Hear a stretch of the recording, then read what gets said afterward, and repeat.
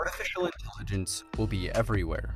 AI-driven stores will allow you to purchase goods without cashiers or waiting lines. AI will diagnose and treat patients, manage transportation, and analyze massive quantities of data. AI chatbots and voice recognition systems will sound like and behave just like real people. AI will be implemented into robots. By 2050, robot dogs and other pets will serve as companions. Robots will dominate factories and begin to serve as teachers, cooks, pharmacists, law enforcement officers, athletes, and other professionals. In 2050, universal translators will remove all language barriers and voice recognition will be ubiquitous. Hundreds of sensors will be installed in our clothes, homes, and overall environment to monitor our well-being and improve our lives. Computing will change. By 2050, we may run on quantum computers. Based on the properties of quantum physics, quantum computers could deliver massive leaps in computing power, outstripping any current transistor-based models. AI and computers will integrate into humans. Brain chips like Elon Musk's Neuralink will treat neurological disorders like Alzheimer's, Parkinson's, spinal cord injury, and blindness. These brain chips will allow people to control computers and prosthetics with no physical interaction. By 2050, we may be controlling things with our minds and communicating through brain signals. By 2050, robotic prosthetics may be stronger and more advanced than our own biological ones. Prosthetic eyes and ears will enter the market, curing blindness and deafness. And in 30 years, like AI, virtual reality will be everywhere. People will try on clothes in virtual reality closets, and holograms will bring FaceTime to a new level. VR platforms will allow you to move around while staying still. We will be able to travel the world and experience life on other planets, all from home. In 2014, 320,000 new electric vehicles were registered around the world. In 2019, that number was 2.3 million. By 2025, global EV sales are projected to surpass 10 million. And by 2050, the majority of automobiles will be electric. Gas stations will disappear and be replaced with at-home charging stations, refueling vehicles in as low as 10 minutes. Automobiles will become driverless. As of now, Tesla vehicles already have autopilot features that achieve level 2 automation on the Society of Automotive Engineers Vehicle Automation Ranking. Other companies, such as Google, have invested billions of dollars into self-driving technology. Currently, it's expected that fully autonomous level 5 vehicles will roll out to consumers in the late to mid-2020s and become commonplace in the 2030s. By 2050, people will be hopping into cars with no steering wheel. Thousands of autonomous vans and semi-trucks will travel across country, delivering packages and shipments with no human interaction. Drones will do the same for shorter distances. By 2050, swarms of drones will be delivering small packages from floating or vertical warehouses. There will also be surveillance and security drones, along with drones for construction, entertainment, and agriculture. eVTOLs, or electric vertical takeoff and landing aircraft, will provide urban transportation. Currently, there are several working eVTOL aircraft prototypes. The urban market for them is massive, and studies have revealed that the technology could become highly profitable. One of the companies working on eVTOLs is Uber, who wants to make aerial ride-sharing a reality. There's also Airbus, who have their drone-like Airbus pop-up concept. If Uber, Airbus, and other companies succeed, we could see widespread adoption of the technology. By 2050, cities will likely have air taxis everywhere. But that may not work. Elon Musk says that roads must go 3D, which means either flying cars or tunnels. He believes the answer is tunnels. Right now, Elon Musk's Boring Company is digging small, experimental tunnels under cities. If Musk can significantly cut down boring costs, by 2050, cities will have thousands of tunnels underneath them.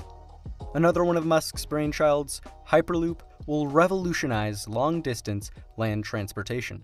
Hyperloop, the idea for vacuum maglev high-speed trains, could speed up to 700 miles per hour.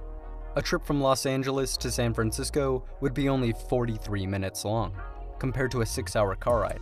By 2050, Hyperloop systems will certainly be constructed, and replacing airplanes may evolve into the most popular type of long-distance domestic travel. But for travel between continents, airplanes will remain dominant. With improved batteries, we could see electric airliners take to the skies. In addition, several companies are working to bring back supersonic aircraft. These aircraft are certainly not airliners, but small-scale jets meant to carry only 10 to 100 people. By 2050, we could have Concorde-like, but safer, supersonic aircraft soaring through the skies. Or, as an alternative to airplanes, what if we traveled around in rockets? Well, Elon Musk wants to use his Starship to transport people all around the world soon. In Musk's Starship, one could travel from New York to London in only 29 minutes. Our energy system is transforming. Over the past decade, the cost of solar power has plummeted. Due to economies of scale and improved technology, the price of solar equipment has dropped by 89% since 2010. The cost for wind power has plunged as well. Due to these decreases, new solar and wind investments are usually cheaper than natural gas and coal investments.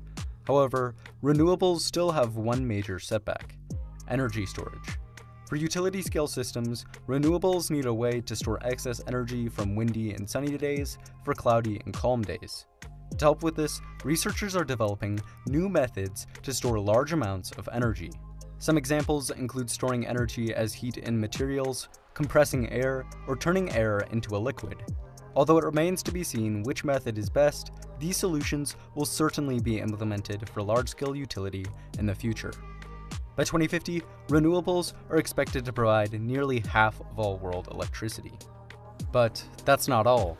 As solar and wind begin to dominate the energy sector, fusion power will rise. Currently, fusion power is purely speculative. However, 35 nations are collaborating on ITER, a $20 billion project in France to test the feasibility of fusion for power generation. ITER will work by creating a fusion-powered plasma inside an experimental machine. The walls of the machine will absorb the energy, using it to produce steam that will generate electricity with turbines. ITER's first plasma is planned for December 2025. By 2050, we could have fully functional fusion power plants, operating more efficiently than any other power source in history. With NASA's Artemis program, it's planning to land humans back on the moon by 2024. SpaceX, Dynetics, and Blue Origin are all working on landers for the project. After the moon, NASA wants to send humans to Mars sometime in the 2030s. SpaceX is even more ambitious. They are developing the Starship, a rocket that they hope will send humans to Mars by 2024. Once they get there, SpaceX plans to establish a permanent colony. By 2050, Elon Musk plans to have a Martian city with as many as 1 million people.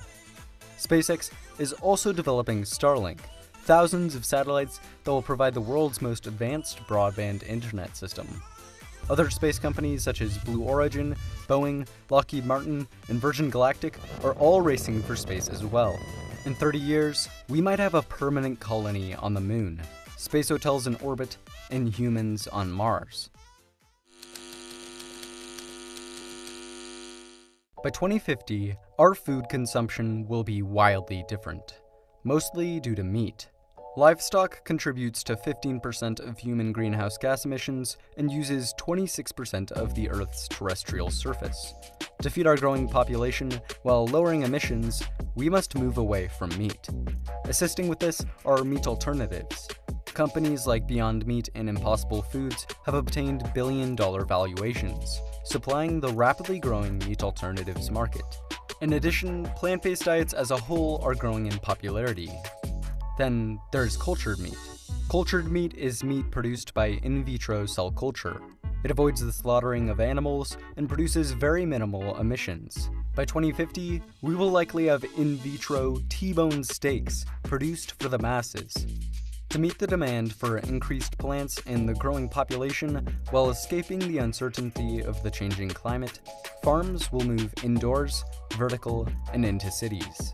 The vertical farming market is exploding. By 2050, there will be large-scale vertical farms all around the world, feeding the growing population while using very little land and water. As our food consumption transforms, biotechnology will advance. While prosthetics replace large organs, stem cells will regenerate injuries and diseases. Stem cells, which can be guided into becoming a wide variety of specific cells, will be used for therapies. Eventually, like brain chips, stem cell therapies could help those with Parkinson's and Alzheimer's, but also those with type 1 diabetes, heart disease, burns, cancer, arthritis, and all sorts of other diseases. Another biotechnology is gene editing.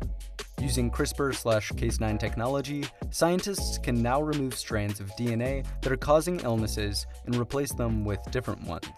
In the future, scientists hope to cure lifelong inherited diseases with this technology. While we decarbonize the world's economy, we will utilize carbon removal technology. Carbon capture and storage will catch carbon emissions from a source and then transport them underground, leaving the atmosphere unaffected. Advanced technologies will remove carbon directly from the air and seawater. Additionally, some minerals naturally react with carbon dioxide, and we can use them to convert carbon from gas into a solid. It's not sure which of these strategies is best, but in the future, we will certainly see their widespread implementation. If you enjoyed this video, it would be amazing if you like and subscribe. Also, remember to check out the comments and join the conversation.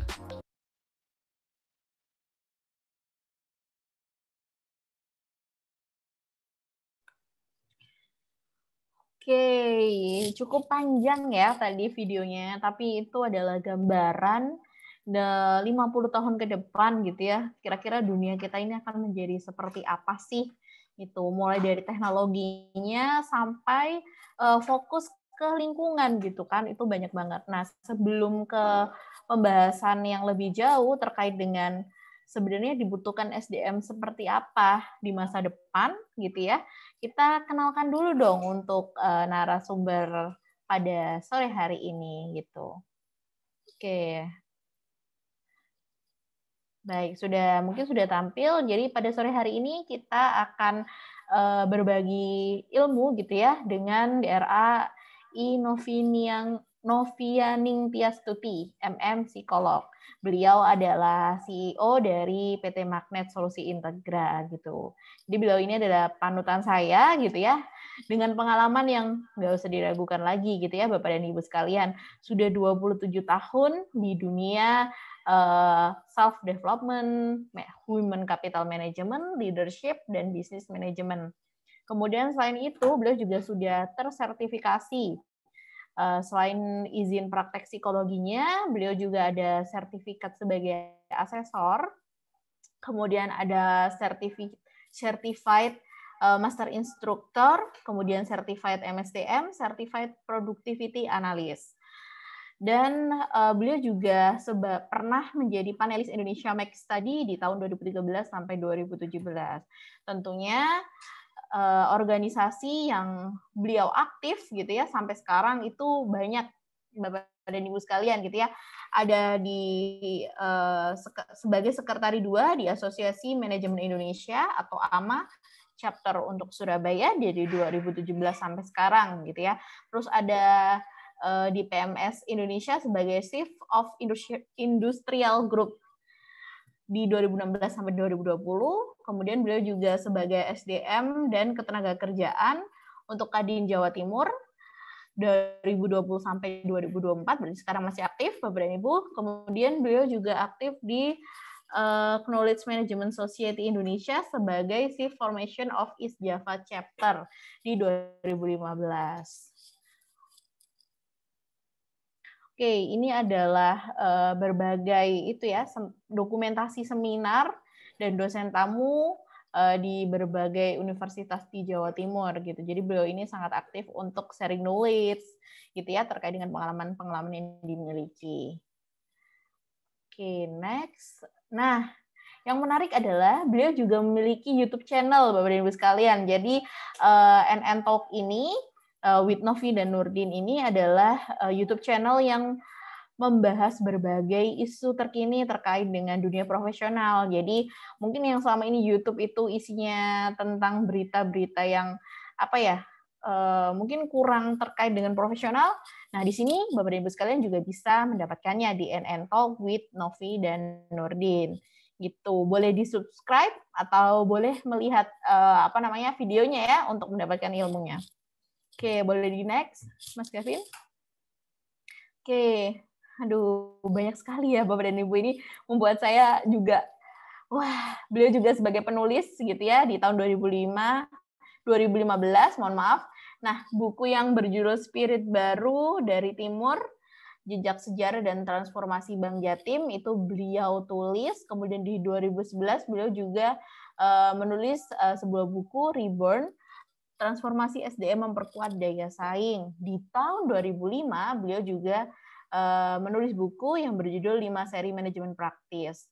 Dan ini masih bisa dibeli, begitu ya Bu Novi ya? Masih bisa dibeli. Jadi mungkin e-commerce yang masih ada di Indonesia gitu. Oke, boleh di next.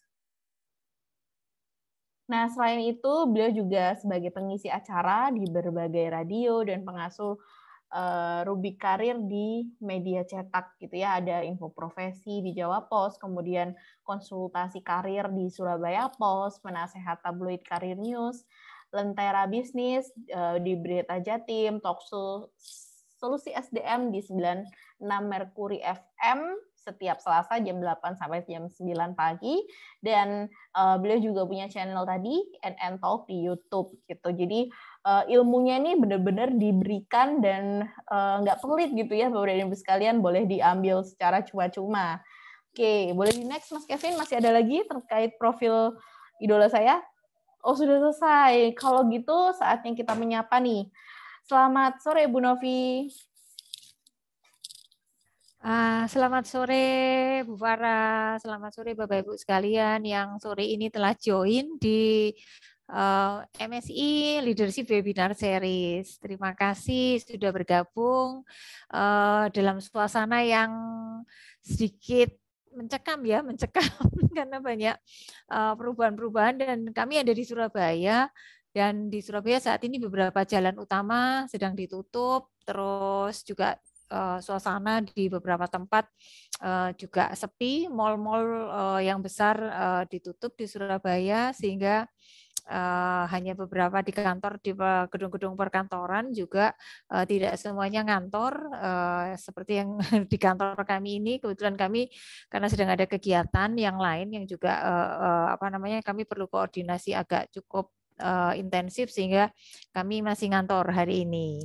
Seperti itu, tapi saya berharap semuanya sehat di mana saja berada, tidak kurang apapun, sehingga kemudian masih juga bersemangat untuk tetap menghadapi melalui badai ini yang kita harapkan semua segera berlalu.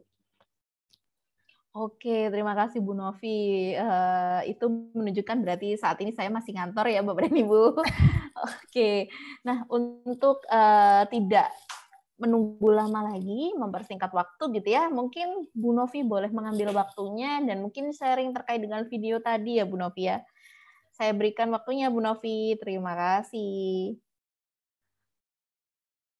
Oke, terima kasih Bu Farah. Ini saya slide sharing slide sudah terlihat ya? Sudah ya. Oke, sebentar.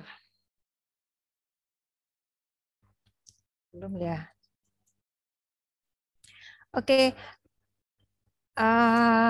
Sebelum kita mulai acara ini, saya ucapkan selamat sore, Assalamualaikum warahmatullahi wabarakatuh, salam sejahtera dan terutama salam sehat untuk kita semua. Ya, saya harapkan tadi sudah sampaikan ya bahwa Leadership Webinar Series ini adalah satu seri webinar yang kami adakan dan hari ini adalah seri yang pertama.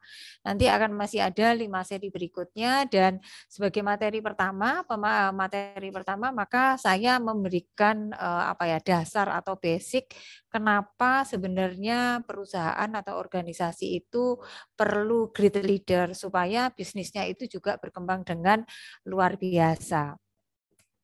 Oke, ini kita kembali tanpa kita sejenak melupakan, bukan melupakan ya, kita sejenak meletakkan dulu situasi yang saat sekarang ini di semua kota saya rasa juga sedang mengalaminya seperti itu, dan mungkin ada juga beberapa yang saya nggak tahu karena kemarin beberapa kali kami mengadakan assessment, terus kami ada pelaksanaan feedback dan sebagainya, ternyata beberapa peserta yang ikut proses itu juga mereka sedang terkonfirmasi kena COVID dan beberapa mereka isoman gitu. Jadi saya nggak tahu apakah mungkin di antara beberapa peserta ini ada juga yang sambil isoman, terus masih memungkinkan untuk bisa mengikuti acara ini. Saya harapkan semuanya sehat-sehat.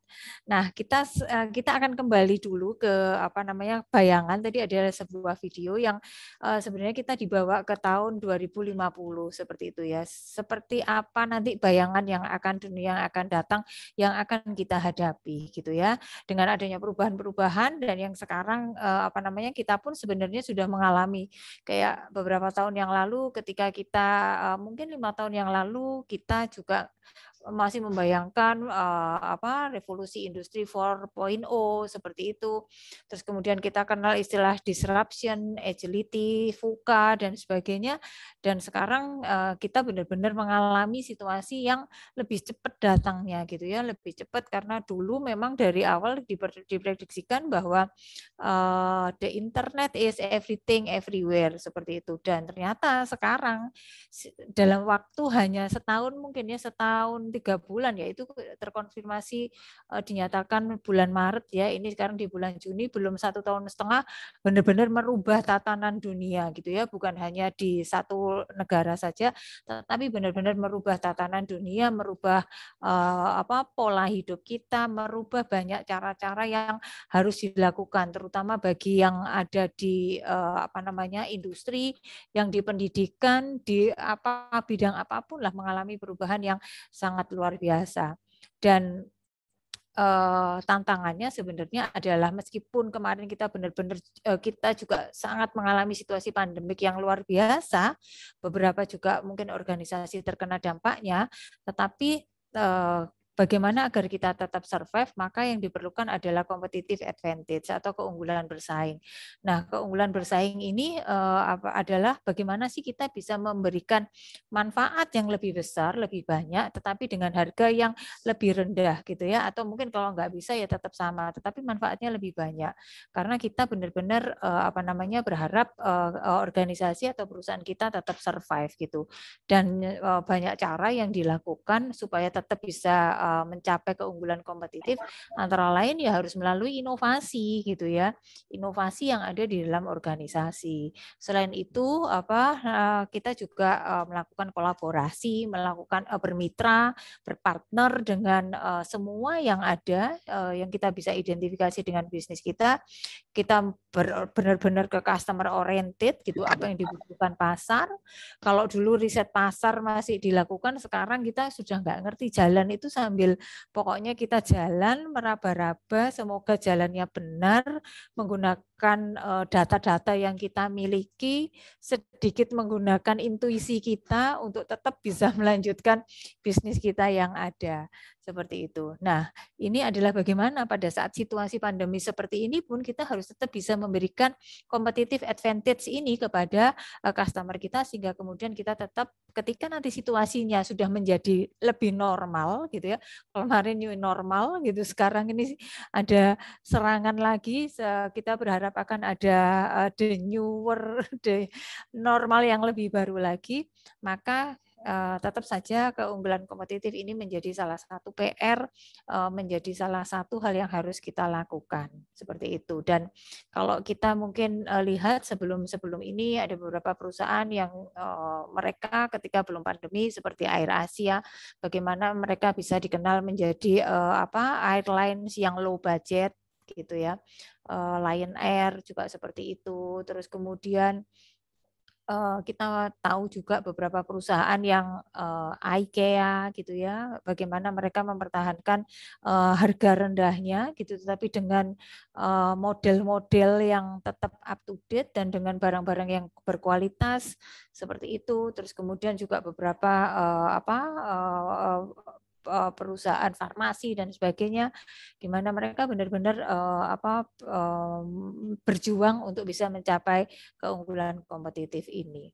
Termasuk ya beberapa barang yang punya brand yang cukup baik dan seperti misalnya kalau produk-produk fashion itu kita lihat tas Louis Vuitton, kemudian di otomotif Mercedes-Benz dan sebagainya, mereka tetap bisa bersaing dengan ceruk pasar yang sangat terbatas, tetapi mereka tetap bisa eksis dan survive.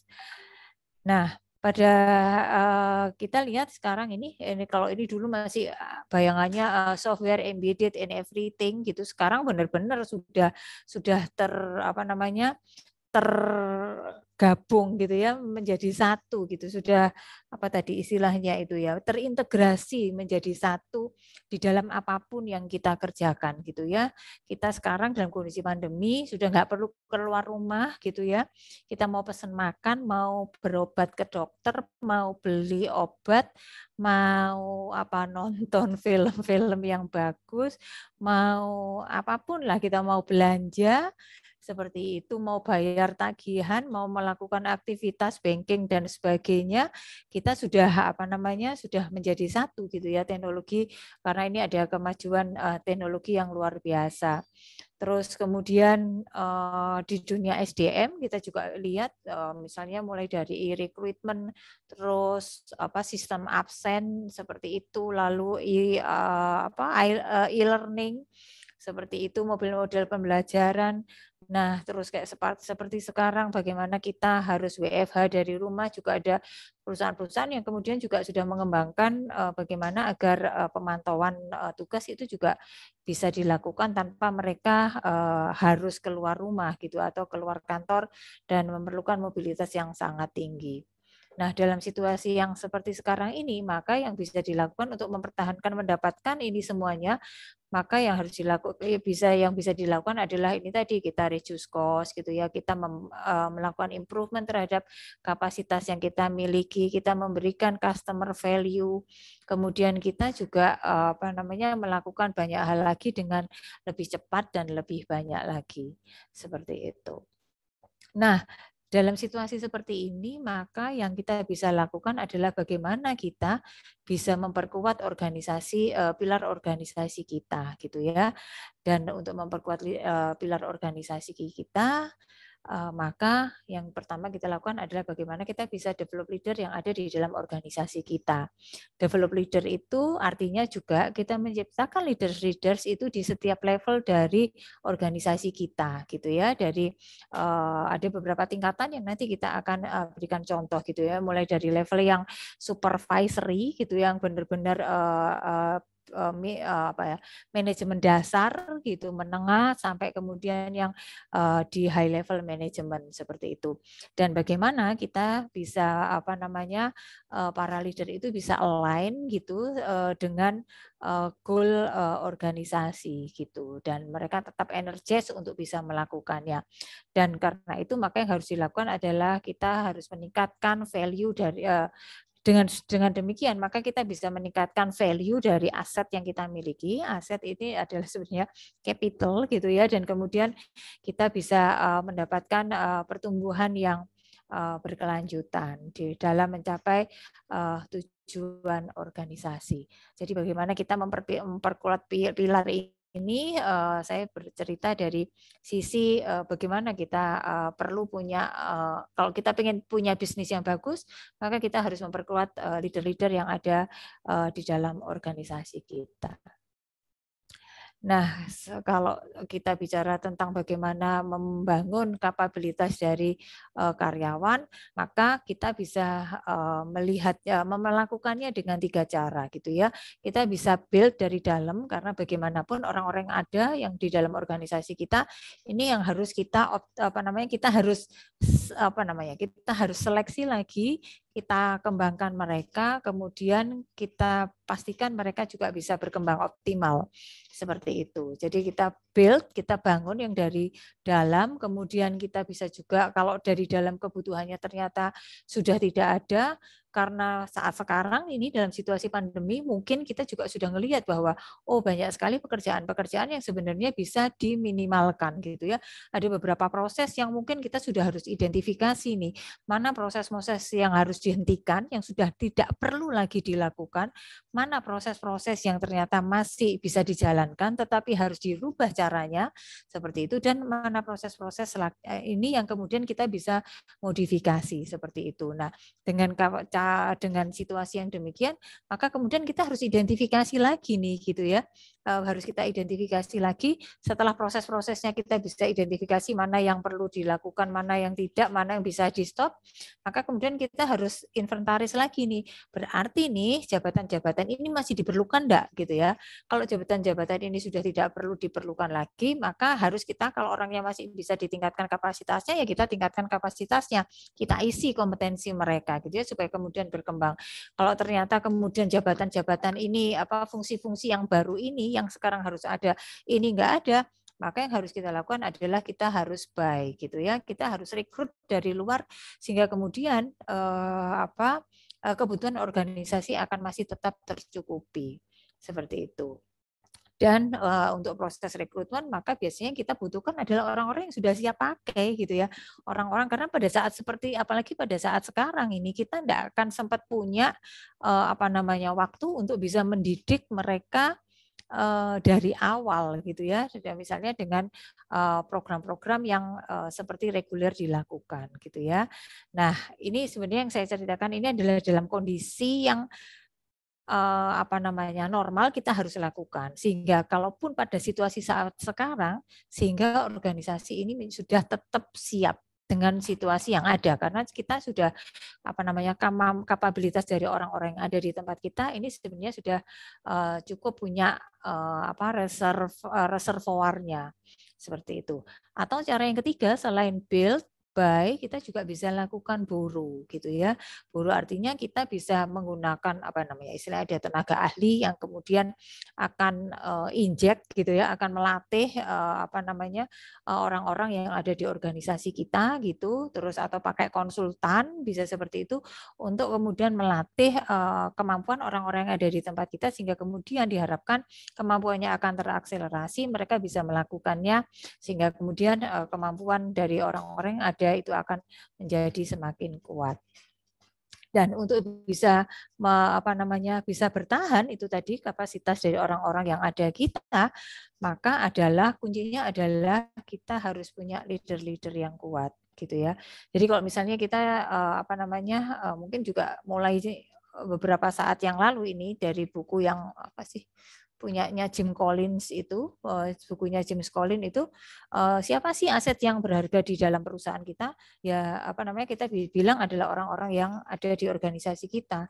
Tetapi siapa orang-orang yang sebenarnya kita bisa maintain dan akan membuat organisasi kita bisa naik kelas adalah orang-orang yang kita katakan sebagai orang-orang potensial atau talent gitu ya.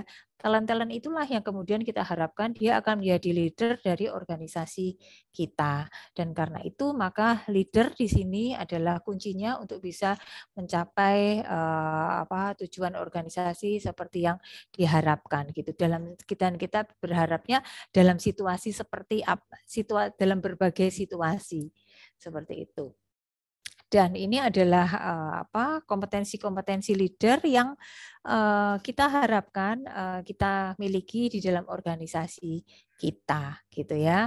Jadi yang pertama adalah great leaders have common sense, gitu ya. Jadi dia harus punya pemahaman yang baik terhadap permasalahan, gitu, punya kacamata pandang yang luas sehingga kemudian bisa melihat permasalahan dengan baik, gitu, menghubungkan antara pengalaman yang dimiliki, gitu ya, dengan kemampuan kita menghubungkan dengan kemampuan kita, kebutuhan kita yang akan datang, gitu ya, dengan situasi-situasi yang saat sekarang, maka kompetensi leader yang seperti ini yang harus kita miliki.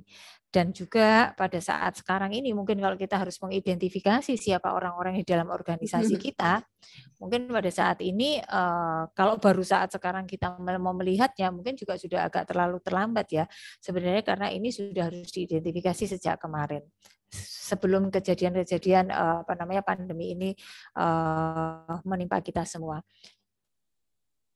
Dan kalau kita katakan great leaders itu adalah juga seorang learner, seorang pembelajar, gitu ya. Pada saat tertentu maka kita memang diharuskan memecahkan masalah sesuai dengan kapasitas, dengan situasinya. Dan ketika situasinya makin besar menuntut bagaimana seorang leader itu segera beradaptasi, maka dia juga harus bisa segera beradaptasi. Dia harus seorang pembelajar.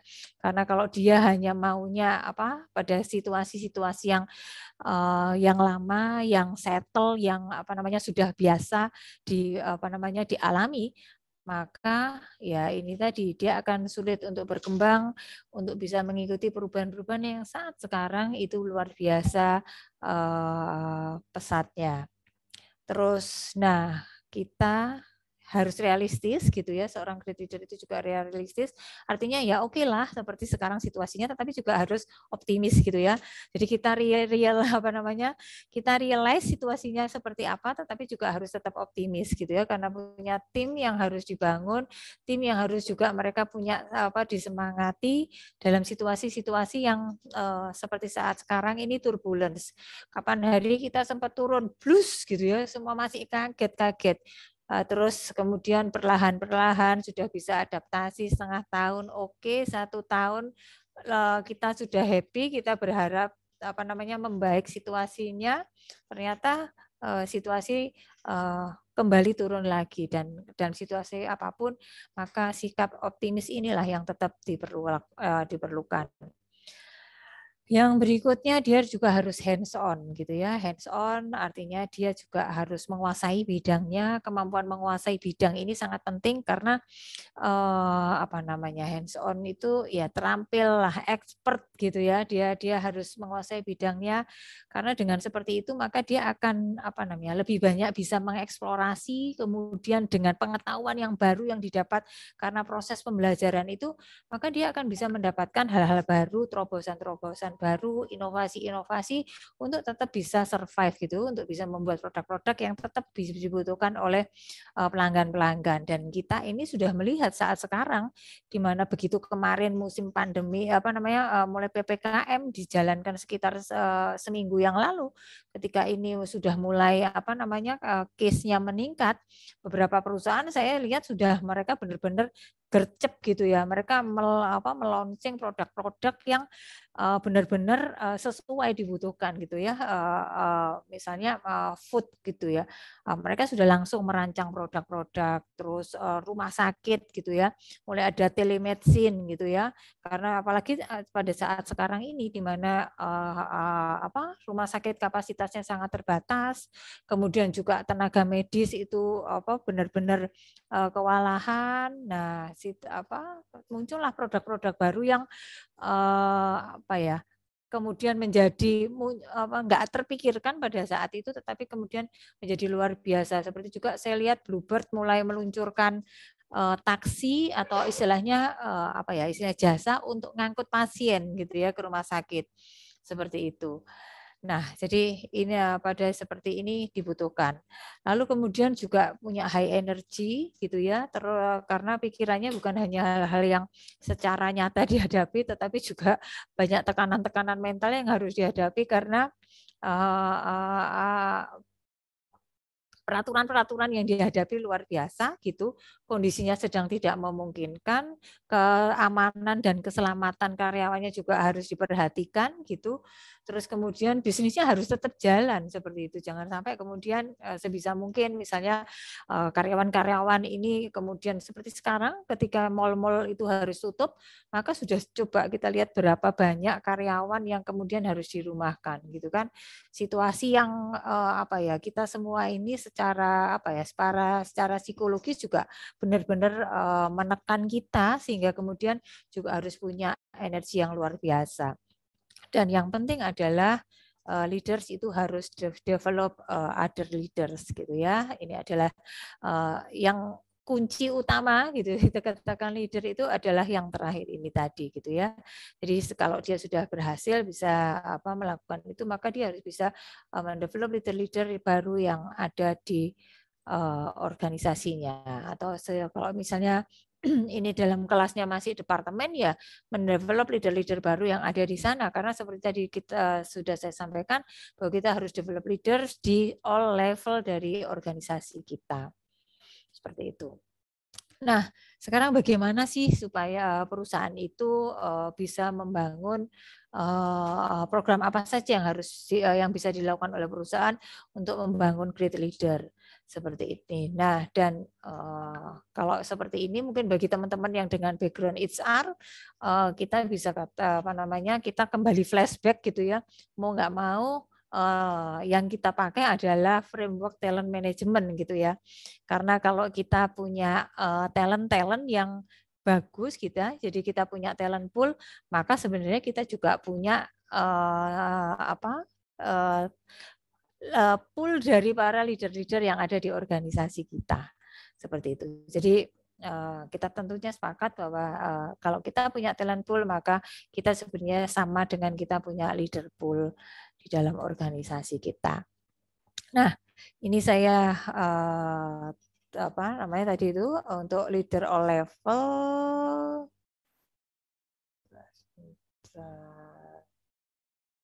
Oke. Nah, ini kalau talent pool ini kita lihat gitu ya. Jadi ini Nah, ini talent pool itu adalah ini tadi. Talent pool adalah kumpulan orang-orang berbakat gitu ya, kumpulan orang-orang berbakat, orang-orang yang kita katakan bisa nanti melalui proses gitu ya, orang-orang berbakat yang punya potensi dikembangkan dan juga mereka punya kontribusi kepada organisasi. Nah, ini harus dikembangkan di semua level dari organisasi, mulai dari supervisory, dari manajer, senior manager, sampai kemudian di atas. Karena apa? Supaya kemudian kalau suatu saat, suatu ketika posisi-posisi ini terpaksa harus kosong gitu yang ada di bawah ini, maka kita sudah punya pengganti-pengganti kandidat-kandidat yang lain siap mengisi. Dan pada saat sekarang bisa jadi beberapa leader di tempat kita mungkin secara nggak langsung terkena dampak dari COVID ini, sehingga kemudian bisa jadi posisinya kosong, dan karena itu kita harus segera isikan. Dan kalau organisasi kita sudah ready dengan ini, maka sebenarnya kita sudah punya orang-orang yang akan tetap bisa memastikan bahwa proses akan tetap berjalan seperti yang kita harapkan. Nah, kembali lagi tadi talent definition-nya bahwa karyawan yang diidentifikasi punya potensi yang tinggi dan telah menunjukkan kinerja yang memuaskan. Seperti ya, jadi yang kita katakan talent adalah orang yang secara potensi baik dan juga dia punya performance gitu ya. Jadi dia sudah punya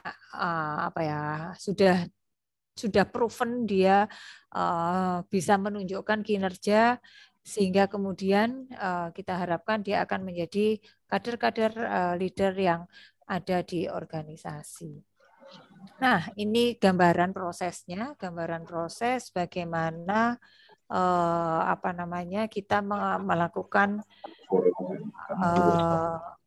kita melakukan proses identifikasi dari talent pool gitu ya. Jadi tadi kita sepakat talent sama dengan leader. Yang ini ada beberapa fase, ada fase 1, 2, 3, 4, 5. Ini untuk reminder saja gitu, bahwa ini adalah langkah-langkah yang harus kita lakukan gitu ya. Menentukan dan mengidentifikasi talent atau karyawan potensial seperti itu. Kemudian kita mendiagnosa kebutuhan pengembangan talent yang ada di organisasi kita gitu ya. Ya, diagnosa kebutuhan pengembangan talent itu kita pasti harus lakukan assessment development need gitu ya, kebutuhan-kebutuhan pengembangannya seperti apa. Kemudian kita memberikan umpan balik hasil assessment dan menentukan prioritas pengembangannya.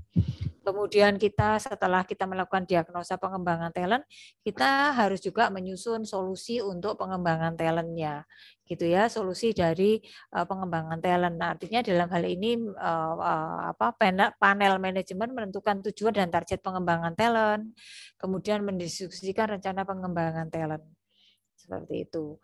Kemudian setelah itu kalau kita sudah menyusun solusi pengembangan talentnya, kita merealisasikan rencana pengembangan talent. Setelah itu kita review proses pengembangan dan menyusun rencana pengembangan selanjutnya. Nah, dan proses ini harus dilakukan secara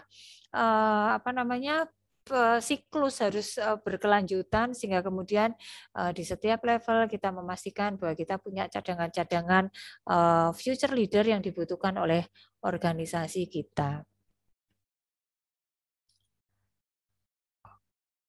Oke. Nah, ini adalah approach atau pendekatan untuk pengembangan talent gitu ya. Jadi ke dalam pengembangan talent ini adalah proses yang dilakukan karena untuk menciptakan future leader kita nggak mungkin dong berharap kemudian orang-orang itu dibiarkan begitu saja ya. Tadi sudah kita lihat, kita identifikasi dulu siapa-siapa orangnya, program yang sesuai agar sesuai juga dengan kebutuhan organisasi, dan kemudian kita akan monitor perkembangannya. Nah, metode-metode yang bisa dilakukan adalah mulai dari career development program, executive education program, kita bisa pakai scholarship gitu ya, ada job rotation gitu ya. Terus kemudian kita bisa juga lakukan coaching dan wisdom sharing. Nah, ini semuanya dari identifikasi talent tadi, mereka bisa dimasukkan ke dalam program-program ini tadi, yang di mana programnya ini bisa disesuaikan dengan budget, dengan kebutuhan organisasi dan situasi yang ada di dalam organisasi.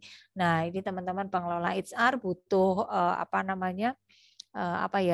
kecerdikan yang luar biasa gitu untuk bisa mensiasati, memadukan kebutuhan organisasi dengan kondisi yang ada, sehingga kemudian program pengembangan talentnya ini bisa tetap berjalan dengan baik. Dan kemudian karena mereka ini juga punya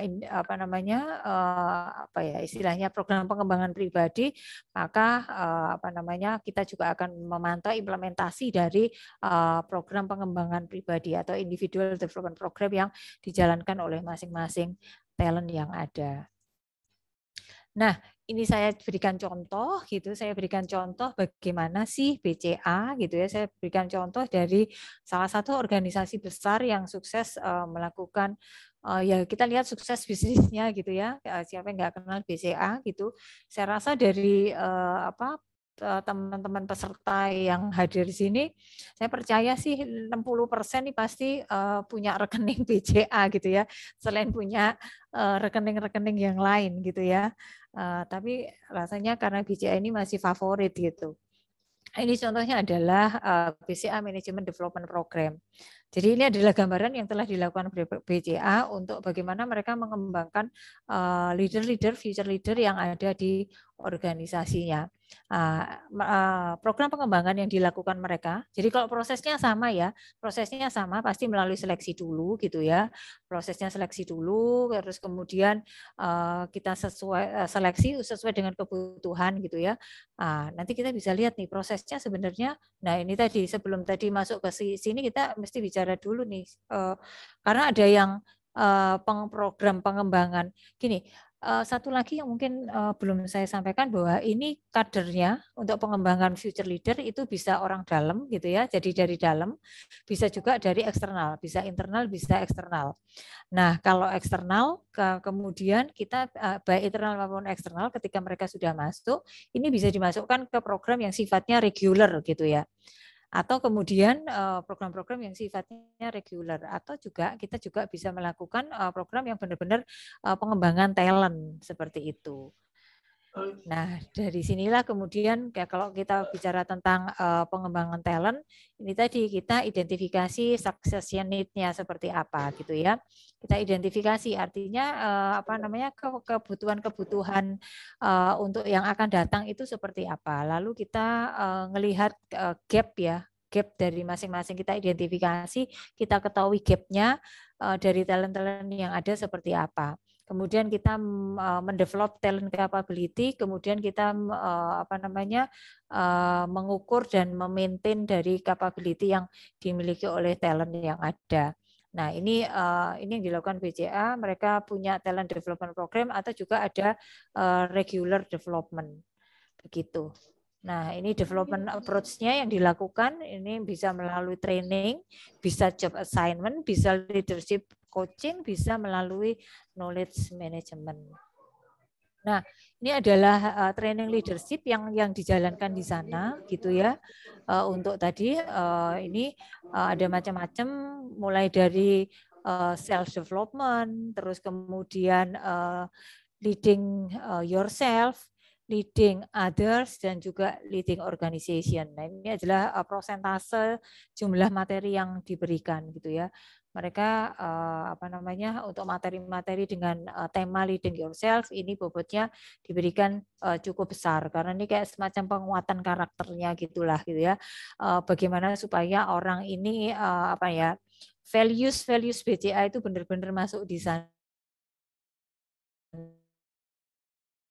Nah, gitu ya. Kemudian karena ini leader dengan leading organization. Jadi nanti kita mesti lihat nih, gitu ya, sesuai dengan kebutuhan organisasi kita seperti apa yang kita butuhkan, maka materi-materi training yang terkait dengan leadership itu apa saja yang dibutuhkan. Nah, ini contoh regular development program yang BCA Leadership Development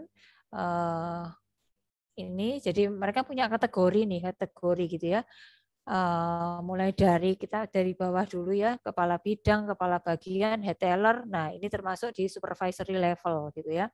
Terus kemudian ada kepala biro, pimpinan cabang, Pincapem, KUC, KPC. Nah, ini termasuk middle management, gitu ya. Lalu kemudian untuk kanwil, kepala divisi, kepala satuan, pimpinan cabang, maka ini termasuk senior management. Nah, kemudian kita identifikasi nih tadi kebutuhan leadership-nya apa saja. Kalau supervisory mereka hanya diberikan materi yang berkaitan dengan lead others atau lead team dan lead yourself, gitu ya. Materinya masih di sini. Kalau sudah di middle management maka dia harus menguasai tentang lead yourself, lead others, dan juga lead organization, seperti itu. Nah, kemudian kalau di level yang sudah senior management maka mereka harus kasih materi, mendapatkan materi yang lead yourself, lead others, kemudian juga lead organization, selain itu juga performance. Jadi makin tinggi posisinya, makin banyak materi-materi yang dimana tadi secara prosentasenya pasti juga bobotnya berbeda. Nah, itu yang tentunya materi-materi tadi disesuaikan. Ya Allah, memiliki sumber sariawan yang dibutuhkan organisasi. Nah, ini contohnya adalah jadi materi-materi di kelompok besar tadi itu kalau leading kita mulai dari self development. Dari self development itu artinya berarti ini materi-materi ini yang kita kategorikan sebagai self development. Mulai dari teknik presentasi ya. Ini karyawan BCA ya. Oh, maaf. Ya. Jadi untuk self development materi-materi yang diberikan atau harus dikuasai mereka adalah teknik presentasi, integrated marketing, communication, management project, ya seperti inilah materi-materi yang benar-benar pengembangan pribadi untuk mereka. Lalu kemudian yang lead yourself gitu, materi-materi yang terkait dengan berperilaku asertif, kemudian 7 habit gitu, managing self and service, mastering self gitu ya, perencanaan keuangan pribadi. Nah, ini sudah yang tadi itu kalau perencanaan keuangan pribadi ini berarti untuk yang level S4, S5. Perencanaan keuangan pribadi juga S6, S7 gitu ya. Personal wealth management S1, S3 ya, seperti itu. Jadi kita harus identifikasi materi-materi yang ada. Termasuk kalau misalnya leading others. Kalau leading others berarti materi apa saja nih yang harus diberikan? Adalah meningkatkan kemampuan leadership, kemudian menjadi good leader as a coach, manager as coach, seperti itu. Lalu kemudian kalau leading organization, maka mereka harus menguasai materi-materi seperti ini, seperti leadership leadness, leading at speed of trust, strategic execution. Nah, ini adalah contoh-contoh yang bagaimana sih kita mendevelop leader-leader yang ada di dalam organisasi kita, gitu ya. Ya, yang tentunya kalau pada saat sekarang mungkin kita nggak bisa lakukan lagi dengan situasi yang normal.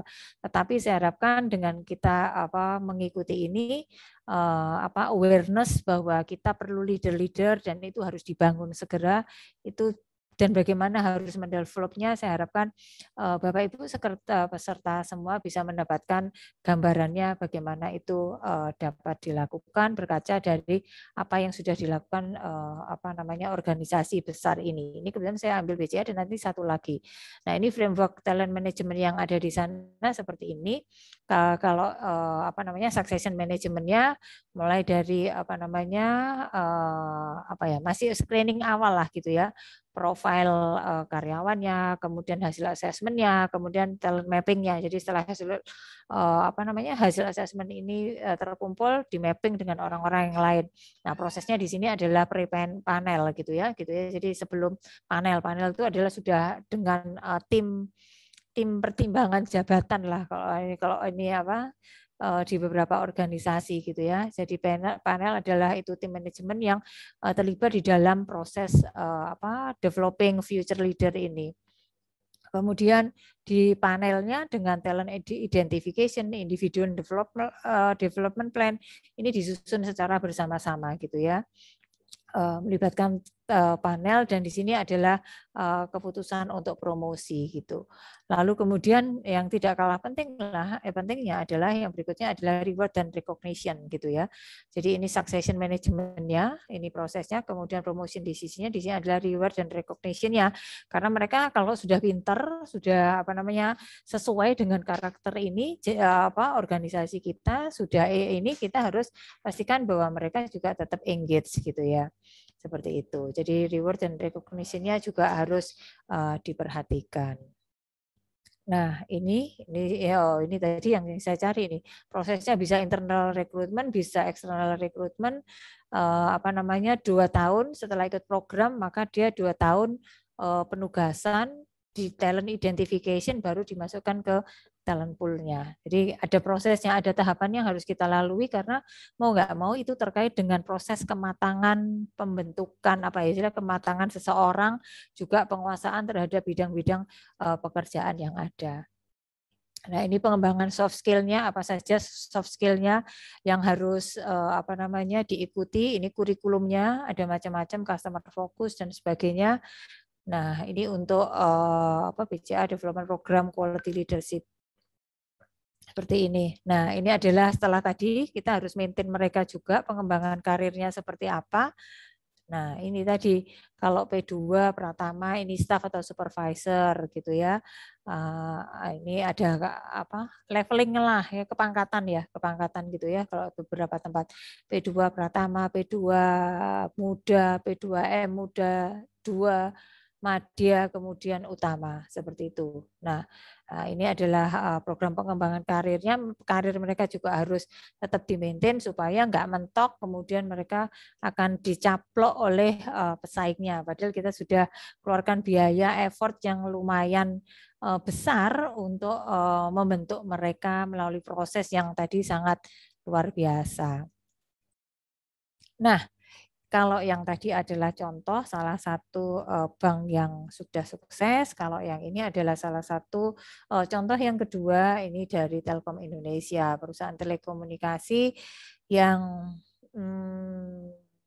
asli Indonesia gitu ya, perusahaan telekomunikasi Indonesia yang kita lihat dia juga tetap sustain karena inovasi gitu ya, inovasinya kita semua sudah tahu. Dan yang saya angkat di sini adalah develop global talent gitu ya, bagaimana mereka mendevelop global talent yang ada di sana, karena Telkom juga beroperasi, mereka harus ditempatkan di beberapa negara.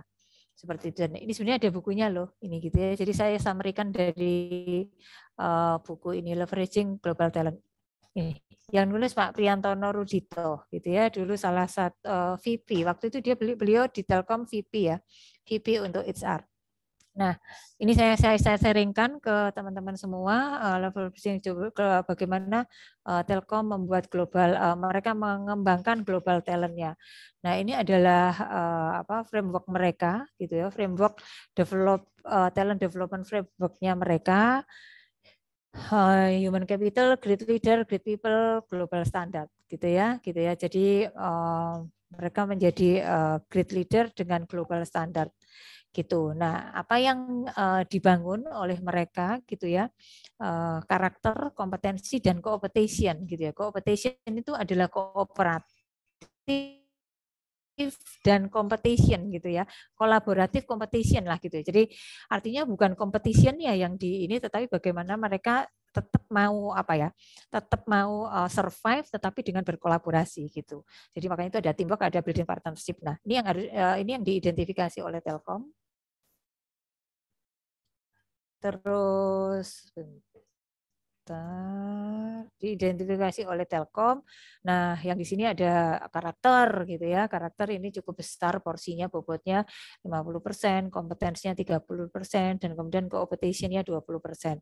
Nah, mereka kemudian juga menambahkan nih, karena tadi ini global talent, mereka menambahkan global mindset inventory gitu ya. Jadi menambahkan kalau orang-orang kita nih mau punya orang-orang yang kemudian siap bersaing apa namanya dengan talent-talent yang ada di luar Indonesia, itu mereka harus menyiapkan apa saja sih gitu ya. Nah, mereka menyiapkan nih apa namanya sekumpulan inventory atau kompetensi baru yang apa namanya telah diidentifikasi dan kemudian ini akan dimasukkan gitu ya, akan materi-materi kompetensi-kompetensi ini diharapkan kemudian dimiliki oleh para karakter, kemudian compensation-nya gitu ya. Jadi Telkom Human Capital strateginya di sana, penguatan karakternya apa namanya, terus kemudian peningkatan kompetensinya seperti itu, dan juga compensation-nya gitu ya, physical level-nya gitu ya. Sama dengan yang tadi dengan punyanya BCA, mereka juga kemudian ini tadi setelah membangun karakternya, meningkatkan kompetensinya, mereka juga apa namanya memastikan bahwa mereka tetap engage dengan organisasinya. Dan untuk mengembangkan global talent tadi mereka menggunakan model 5E gitu ya. Model 5E yang mereka asumsikannya seperti ini nih. Kalau mereka 5E itu adalah equity, enabler, exposure, edu knowledge dan enthusiasm gitu ya. Nah, mereka menggunakan model 5E ini untuk menyiapkan global talent mereka sehingga mereka global readiness. Talent-talent mereka diharapkan akan siap secara global gitu. Jadi kalau misalnya cuma entusiasme saja gitu kita bisa lihat bahwa ini tadi nggak akan cukup bisa mendongkrak gitu ya. Jadi kalau cuma entusiasme toh itu mungkin mungkin nggak cukup bisa mendongkrak gitu ya. Jadi kalau kita seperti timbangan gitu, ini kita lihat timbangannya, enthusiasm maka kita nggak akan cukup besar dengan 2E kurang 3E masih kurang gitu ya. Mungkin bisa mendongkrak tapi nggak bisa apa namanya menyiapkan secara cepat gitu. Tapi kalau kita menggunakannya Telkom menggunakan 5E maka ini tadi dengan ini makin berat ke bawah maka global readiness-nya akan lebih cepat tercapai. Nah, ini framework yang dipakai mereka dan juga pendekatan yang mereka gunakan. Gitu. Nah, ini kalau sekedar pengen tahu tadi E-nya tadi apa equity gitu ya. Terus kemudian ini E-nya keduanya adalah enabler gitu ya. Lalu ini ketiganya exposure, edu knowledgeable dan enthusiasm. Oke. Nah, ini adalah apa namanya mereka menciptakan global readiness yang kemudian mereka namakan global talent program. Mereka mengirim 1.000 orang karyawan Telkom untuk mereka sambil kerja juga mereka disuruh belajar gitu ya. Terus kemudian melalui Telkom International Leadership Program itu mereka mendevelop Telkom Group Leader dengan global standard. Kemudian dengan assignment yang sangat challenging seperti itu dan mereka melakukan kolaborasi dengan best academic institution dan practitioner gitu ya. Jadi supaya kemudian tadi itu apa ya prosesnya menjadi lebih cepat gitu ya. Mereka belajar bersama dengan orang-orang yang praktisi yang sudah di bidangnya. Kemudian juga mereka melakukan global mobility. Global mobility itu mereka ditempatkan, ditugaskan di cabang-cabangnya Telkom atau istilahnya di mana proyek-proyek Telkom itu ada. Kemudian mereka juga melakukan repatriation program serta pro hire 100 gitu. Nah, ini adalah Global Talent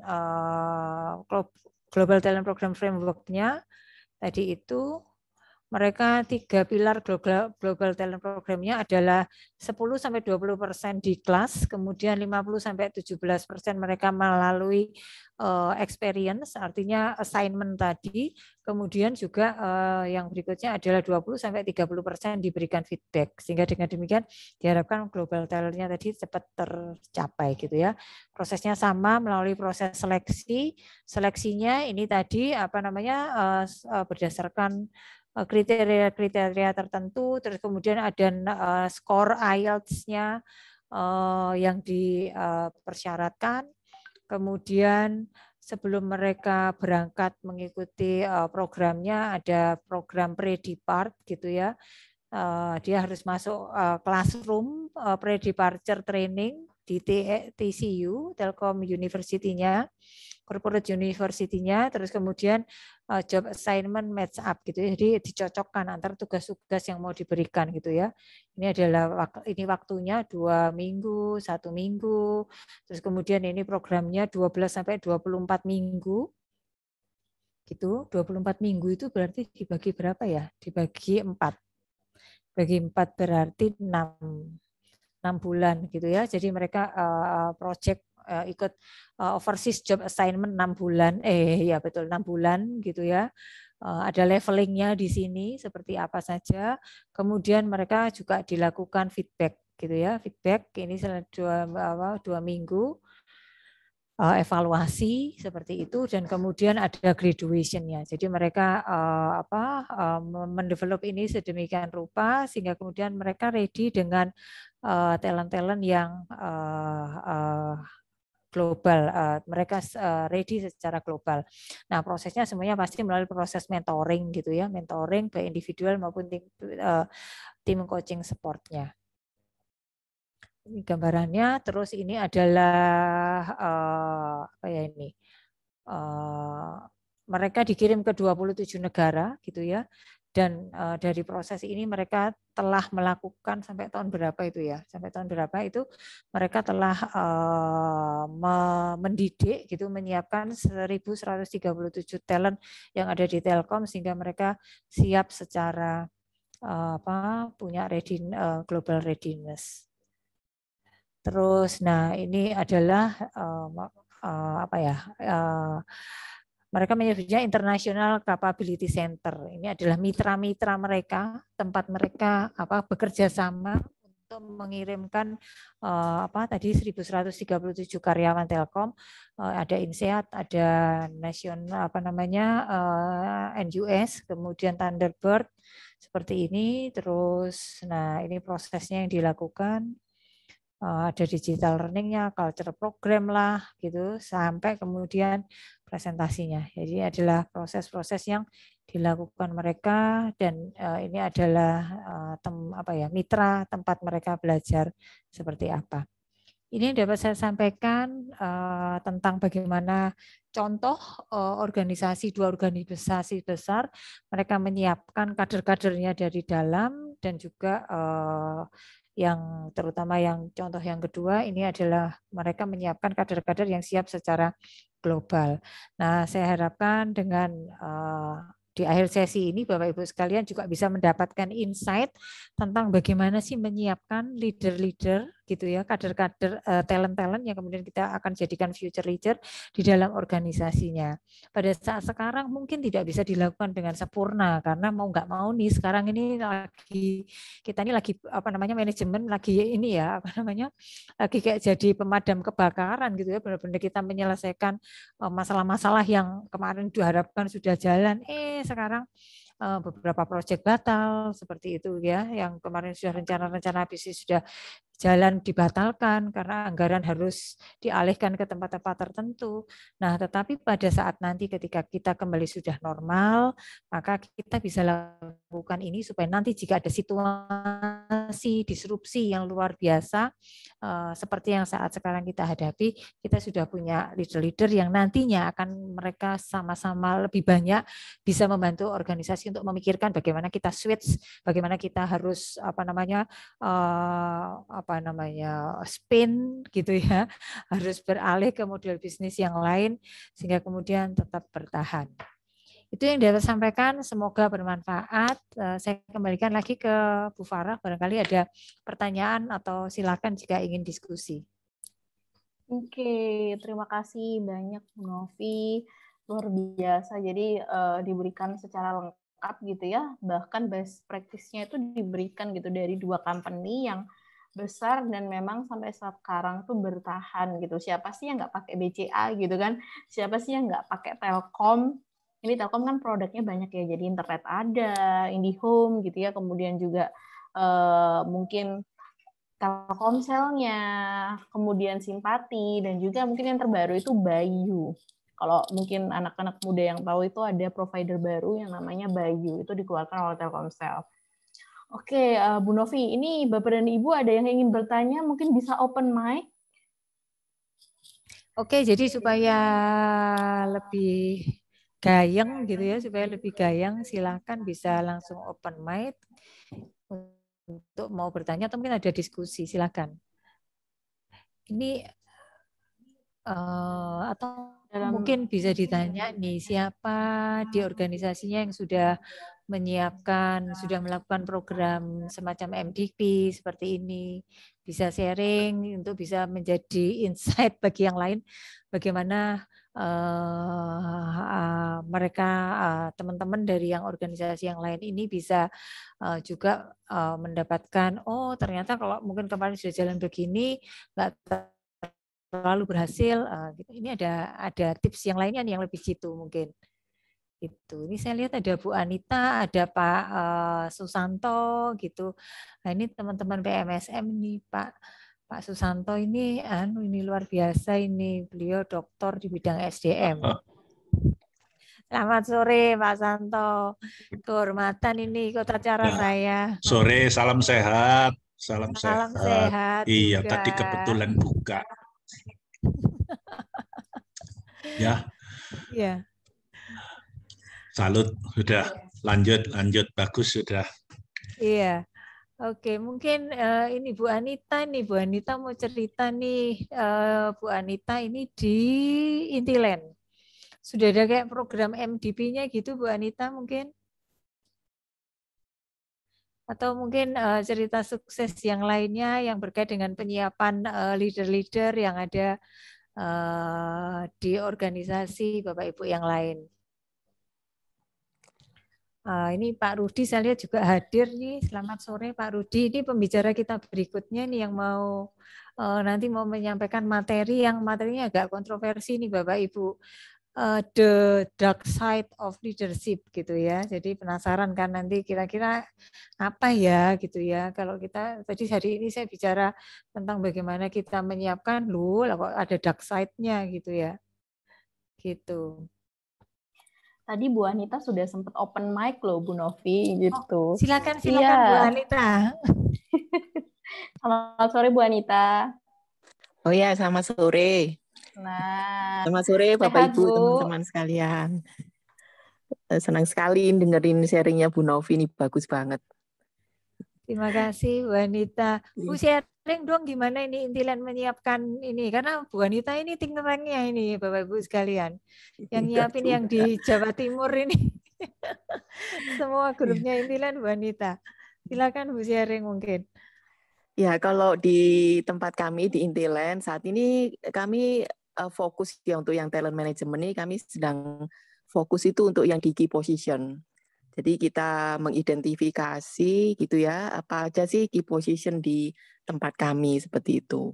Jadi key position ini artinya posisi ini tidak boleh kosong gitu. Artinya kalau misalnya ada salah satu pemegang jabatan di situ yang dimutasi atau diberikan tanggung jawab yang lebih besar gitu ya. Nah, hari itu juga kita mesti tahu siapa ini penggantinya gitu. Jadi seperti itu Bu Novi. Jadi setelah key position ini selesai gitu ya, termasuk untuk program pengembangannya, baru kita akan masuk ke level-level berikutnya gitu. Karena talent management itu bukan sehari 2 hari jadi ya. Oh, betul, Ini ya, betul Bu Anita. ini perjalanan yang sangat panjang. Gitu. Iya, Jadi sih Bu, betul. Jadi ya ya, masih. ya, betul. Jadi memang langkah pertama itu memang kita harus di mana ya? Tadi saya sempat ada. Kita harus identifikasi. Jadi kan kita nggak mungkin nih gitu. Jadi pastinya kita akan identifikasi dari paling gampang nih gitu ya. Itu adalah key position gitu ya. Karena mulainya dari succession tadi itu mana tadi ada succession. Jadi kita kebutuhannya memang ini antara lain untuk succession. Tetapi kalau kita bicara talent management bukan semata-mata hanya succession management gitu ya, karena ini proses yang berkelanjutan sehingga kemudian kelangsungan organisasi akan tetap terjaga. Oke, baik. Ini kalau tidak ada yang bertanya mungkin saya Bu Novi yang nanya. kita diskusi ya. Boleh. Nah, Bu Novi, ini kan sepengalaman saya nih gitu ya. Untuk beberapa company yang memang mungkin budgetnya sudah ada, kemudian mungkin SDM istilahnya panelnya atau penggerak untuk membuat sebuah karir manajemen atau talent manajemen ini sudah ada, itu enak gitu ya Bu Novi. Tapi gimana nih kalau perusahaannya itu masih berkembang gitu, karena untuk membuat sebuah sistem yang seperti ini, mungkin seperti BCA, seperti Telkom, itu luas banget gitu, maksudnya gede banget terkait dengan budget, kemudian waktu dan lain sebagainya itu besar. Nah, langkah kecil apa sih Bu Novi gitu yang bisa kita mulai mungkin dengan struktur yang pendek gitu ya Bu Novi. Jadi misalkan kalau ada direktur itu nanti langsung ke manajer, habis itu langsung ke TL gitu, dan itu pendek banget untuk strukturalnya. Nah, kira-kira apa langkah yang mungkin realistis atau aplikatif bisa dilakukan untuk membuat sebuah mini talent management mungkin kayak gitu Bu Novi. Terima kasih. Oke, baik. Jadi Bu Anita tadi terima kasih sharingnya gitu, dan sharing dari Bu Anita ini sebenarnya bisa berlanjut ke pertanyaan Bu Farah nih gitu ya, untuk menjawab pertanyaan Bu Farah. Kalau organisasinya masih berkembang dan layernya itu tidak terlalu banyak gitu ya, karena memang organisasinya simple begitu, maka apa sih yang harus dilakukan? Yang pertama tadi itu yang seperti dilakukan Bu Anita, identifikasi key position gitu ya. Jadi posisi-posisi kunci di mana itu menjadi core-nya kita gitu ya, gitu menjadi core dari organisasi kita gitu. Jadi apa nih core dari organisasi kita ini apa gitu. Nah, kalau ke tempat Bu Anita mungkin identifikasi key position itu adalah posisi-posisi yang apa nih Bu Anita kalau di tempat Ibu Bu? Kalau di tempat kami, karena kita core bisnisnya adalah di development ya, jadi kayak pro, kemudian ini sih Bu Novi, setiap divisi pasti punya key position ya. Jadi kita mesti identifikasi juga mana yang jabatan-jabatan yang sifatnya manajerial, mana yang spesialis, itu kita perlu identifikasi juga gitu. Oke, makasih.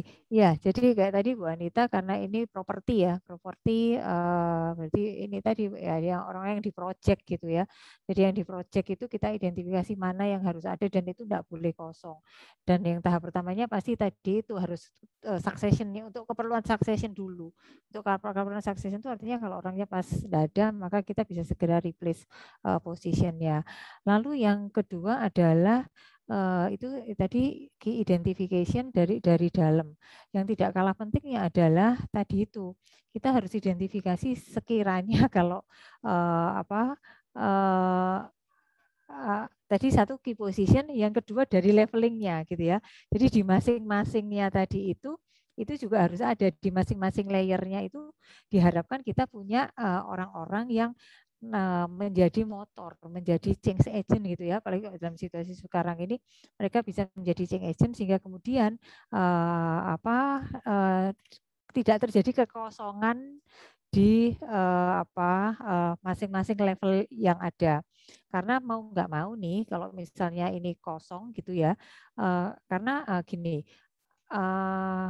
nature dari masing-masing pekerjaan itu berbeda gitu ya. Jadi karena misalnya nih kalau di tingkat yang bawah yang masih staff yang masih pelaksana, by nature pekerjaan mereka adalah pekerjaan yang daily, yang rutin gitu ya, yang mengerjakannya memang pekerjaan yang sifatnya benar-benar harus gitu ya, harus ngikutin aturan dan sebagainya gitu. Nah, yang di level yang berikutnya itu adalah mereka yang memonitor gitu ya, yang memonitor, memastikan bahwa apa yang sudah direncanakan itu bagaimana dibagi supaya jalan, dan kemudian bagaimana mereka bisa memonitor dan melakukan evaluasi.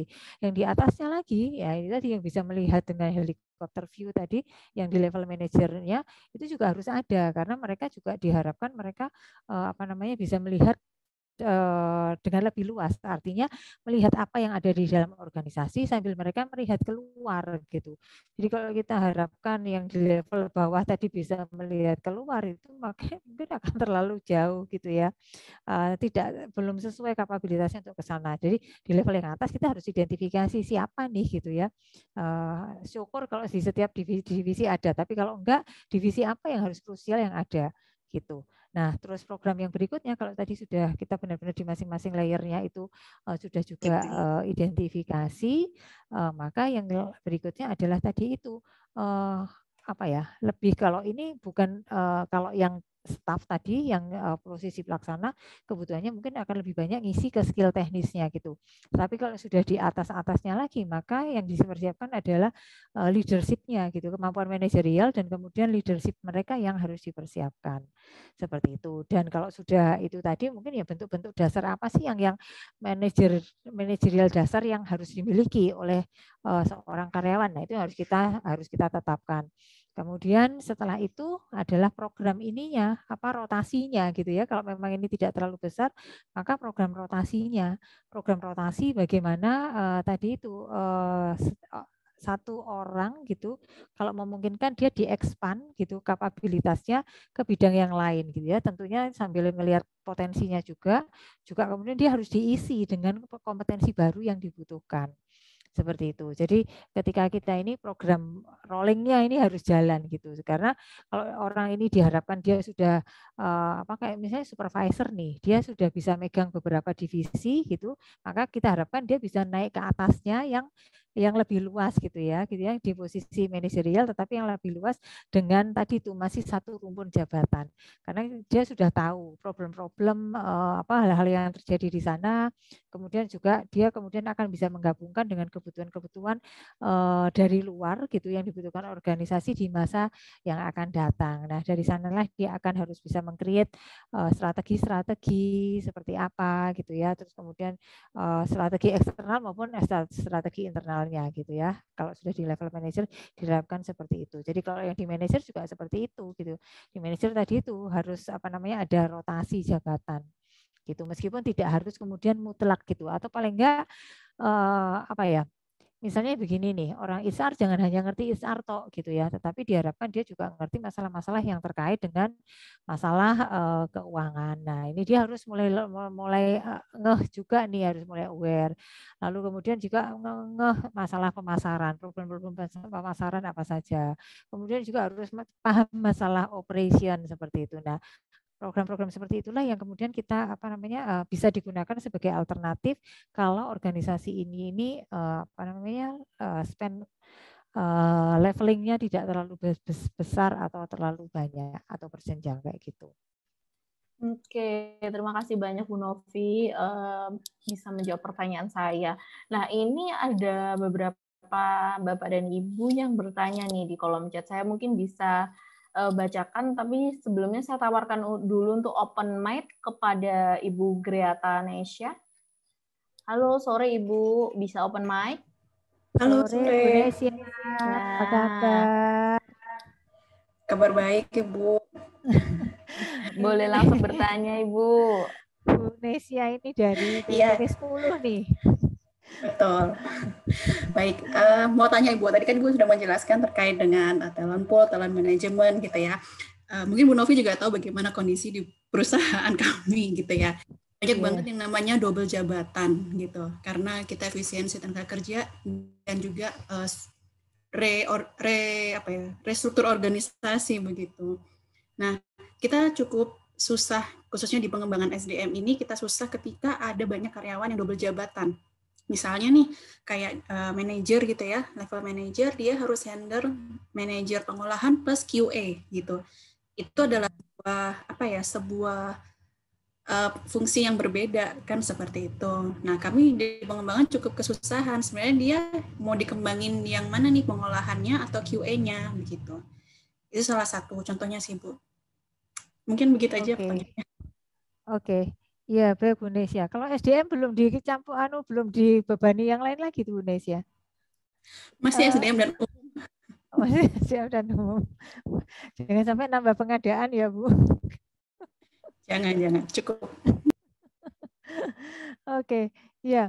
Baik, jadi kalau bagaimana situasinya, bagaimana program pengembangan yang bisa di-create untuk situasi yang seperti tadi dijelaskan oleh Bu Nesya. Nah, ini memang benar terjadi di beberapa perusahaan yang mungkin tadi itu sedang dilakukan restrukturisasi gitu ya, baik karena ini holdingnya dia, jadi induknya ini digabung-gabung sehingga kemudian ketika ke bawah harus ikut juga policy yang ada di atas, di mana kemudian yang di bawah ini fungsinya nggak boleh terlalu luas gitu kan. Fungsinya tidak terlalu luas itu artinya satu bidang itu nggak harus orang satu yang pegang, maksud saya begitu kan. Jadi ini secara struktur ini harus digabung kayak tadi pengolahan. Nah, karena ini adalah industri gula, pabrik gula, maka pengolahan itu kalau mungkin Bapak Ibu bisa bayangkan ini adalah pabriknya lah gitu ya, pabrik gulanya yang mengolah gulanya. Nah, QA ini adalah yang memastikan bahwa standar-standar proses pengolahan itu dilakukan dengan baik. Dan mungkin kalau QA sekarang bukan hanya bicara masalah di pengolahan ya Bu, ini ya karena ngurusi ISO segala macam gitu kan. Manajemen risiko masuk di QA juga nggak ya Bu Nesya? Itu SPI sekarang. Oh, SPI ya? Oh, oke.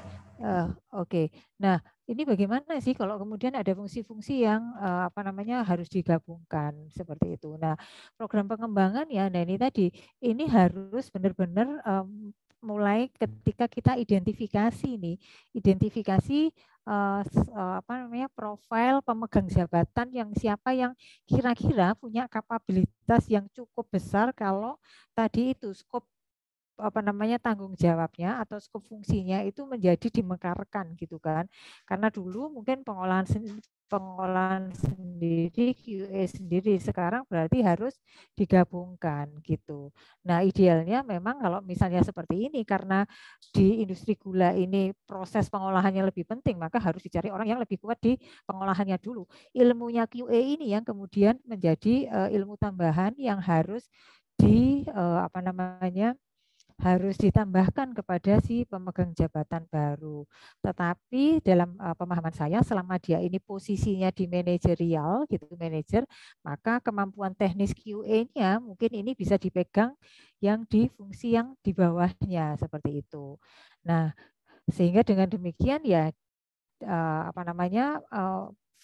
istilahnya hal-hal apa saja yang harus dimonitor oleh QA gitu ya, karena kemudian ini sebenarnya ada baiknya juga digabungkan menjadi satu karena menjadi tahu gitu kan, karena setelah diolah gitu, karena Bapak Ibu sekalian mungkin sebagai informasi pabrik gula itu dia setahun itu berproduksinya hanya maksimal 5-6 bulan saja setahun ketika musim tebu gitu ya, itu namanya musim giling, sehingga kemudian ketika mengolah ini tadi benar-benar olahannya ini harus akurat, harus dengan kadar kadar gulanya itu yang tinggi. Saya sudah lupa istilahnya gitu ya. Harus dengan kadar-kadar yang sangat baik. Dan karena itu fungsi QA ini menjadi sangat penting gitu ya. Dan dulu memang benar-benar terpisah gitu. Nah, sekarang karena ini tadi jadi kita tahu bahwa gula yang diproses hari ini maka harus dipastikan bahwa kadar ini butirnya, kejernihannya gitu ya, terus rasa kemanisan gulanya itu harus terjaga. Ini QA yang harus memastikan. Nah, ada baiknya karena ini jadikan satu sehingga kemudian kalaupun ini terjadi kualitas yang tidak bagus dari identifikasi QA, maka harus segera bisa di-switch ke fungsi pengolahannya. Seperti itu. Jadi pengolahannya ini prosesnya harus kemudian dijalankan. Nah, program pengembangannya seperti apa? Ini mau nggak mau harus akselerasi gitu. Nah, kalau mau model talent management, Bu, mungkin enggak nututi, Bu Indonesia. Karena kalau talent management ya mungkin setelahnya ya, gitu ya, setelahnya kita bisa menyusun untuk kader-kader di bawahnya. Nah, berharap nanti enggak ada perubahan organisasi lagi. Kalau ada perubahan organisasi lagi, maka tadi itu konsepnya menjadi juga berubah lagi. Gitu. Nah, itu tadi berarti kalau ini model pengembangannya adalah tadi itu akselerasi, Bu Nesia. Mau nggak mau, dan ini tadi benar-benar harus prosesnya, mungkin kalau saya katakan bukan hanya talent management, tetapi bagaimana kita identifikasi tadi itu, identifikasi siapa orang-orangnya yang memiliki profil yang cocok untuk jabatan-jabatan yang ada gitu. Terus kemudian dari sana kemudian kita tahu kebutuhan untuk jabatan ini seperti apa, kita identifikasi gap-nya gitu ya. Nah, dari identifikasi gap-nya kemudian kita harus masukkan program akselerasi yang sesuai kalau kondisinya sudah saat sekarang. Mau nggak mau, dan karena itu dibutuhkan orang yang punya kapasitas cukup besar karena ini harus cepat belajarnya. Seperti itu. Dan ini tadi kemampuan untuk beradaptasi segera itu benar-benar harus luar biasa. Dan mungkin di luar program yang tadi itu kaitannya dengan ini tadi, kita juga harus identifikasi expert yang ada di organisasi Bunesia gitu ya. Di sana expert untuk bidang apa ya, karena di pengolahan itu ada dua bagian besar juga. Ada yang di instalasi, yang ini masih persiapan, jadi masih barang datang masih setengah jadi, sama yang sudah proses, yang sudah mesin mengolah menjadi gulanya. Nah, itu kita benar-benar harus identifikasi siapa expert-expert yang ada di sana. Expert-expert inilah yang nantinya diharapkan menjadi mentor bagi para tadi itu pemegang jabatan yang saat sekarang mau nggak mau mereka ini terpaksa sekarang harus pegang dua fungsi yang sebelumnya terpisah seperti itu. Jadi para expert inilah yang nantinya akan menjadi mentor yang diharapkan bisa mempercepat mengakselerasi kemampuan atau kompetensi yang dimiliki oleh pemegang jabatan saat sekarang. Seperti itu gitu ya. Jadi itu rasanya yang bisa dilakukan saat sekarang sehingga kemudian tadi itu pembentukannya mereka bisa segera jadi gitu. Segera jadi itu maksudnya mereka sudah ready untuk bisa melakukan fungsinya dengan optimal. Itu mungkin yang saya bisa ini kan Bu Nesya ya, karena memang situasinya benar-benar membutuhkan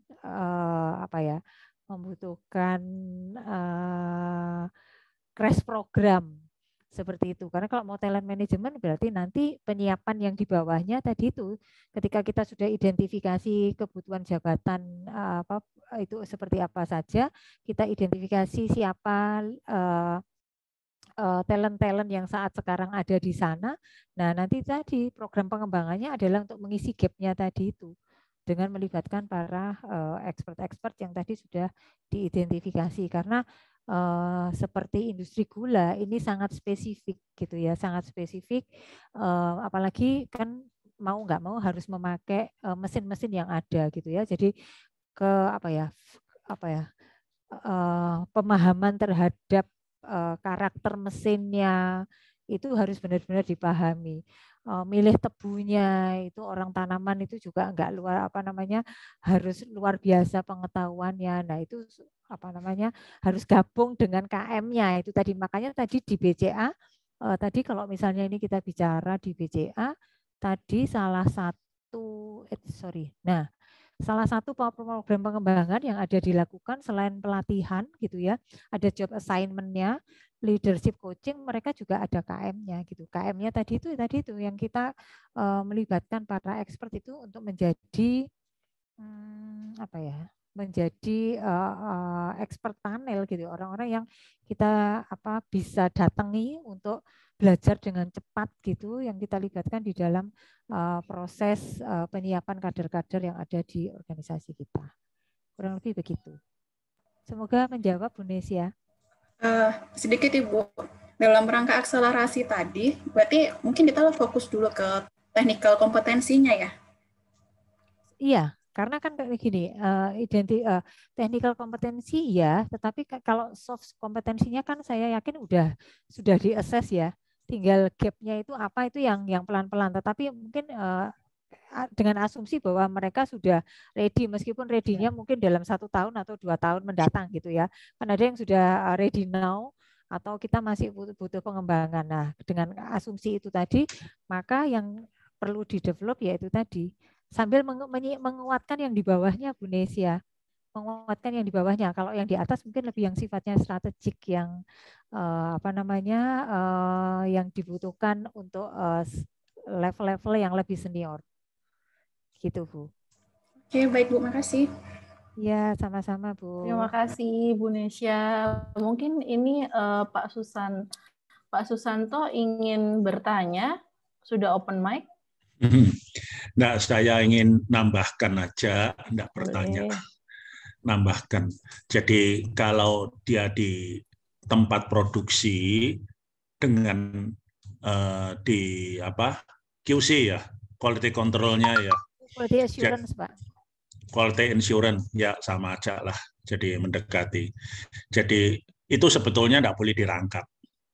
Mungkin enggak ada orang secara strategis level manajerial enggak apa-apa, karena mungkin wawasan, pengetahuan dia udah matang ya.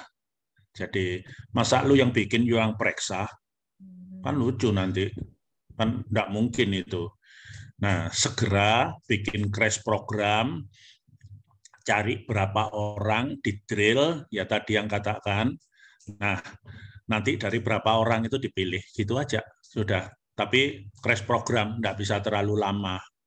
Terlalu lama nanti sama aja bohong. Ya, 6 bulan sampai 1 tahun paling lama itu. Itu paling lama. Jadi jangan lebih dari itu. Tapi harus berapa orang ya? Jangan 1 orang. Nanti 1 orang meleset susah kamu. Jadi beberapa yang dilihat yang karakternya. Kalau di sana kepandaian semua bisa belajar. Kalau karakternya susah, nah itu susah, itu sudah. Itu aja. Oke. Oke, terima kasih Pak Santo. Terima kasih Pak Santo. Mungkin satu pertanyaan terakhir nih Bu Novi gitu ya. Jadi dari Bapak Yuan Arkan, mungkin Bapak Yuan Arkan bisa open mic atau kita sapa dulu. Selamat sore Bapak Yuan. Sore Pak. Oke, mungkin masih belum bisa open mic. Saya bacakan ya Bu Novi. Saya ingin bertanya, seberapa efektif job rolling bagi orang tersebut di sebuah perusahaan, apalagi jika divisi yang baru tidak sesuai dengan background orang tersebut. Itu pertanyaannya Bu Novi. Monggo Bu Novi. Oke, baik. Yang dikatakan job rolling itu mungkin juga nggak tiba-tiba terus Pak siapa tadi, Yuswan ya? Pak Yuswan, oke. Pak Yuswan, mungkin begini, kalau kita mau melakukan job rolling, mungkin juga sebaiknya tidak tiba-tiba terus kemudian orang itu kita pindah begitu saja ya. Hanya sudah ya kamu tak tugaskan di sana gitu ya. Tetapi kita juga perlu menyiapkan kesiapan orang tersebut. Kesiapan itu artinya kita ngelihat dulu nih gitu ya.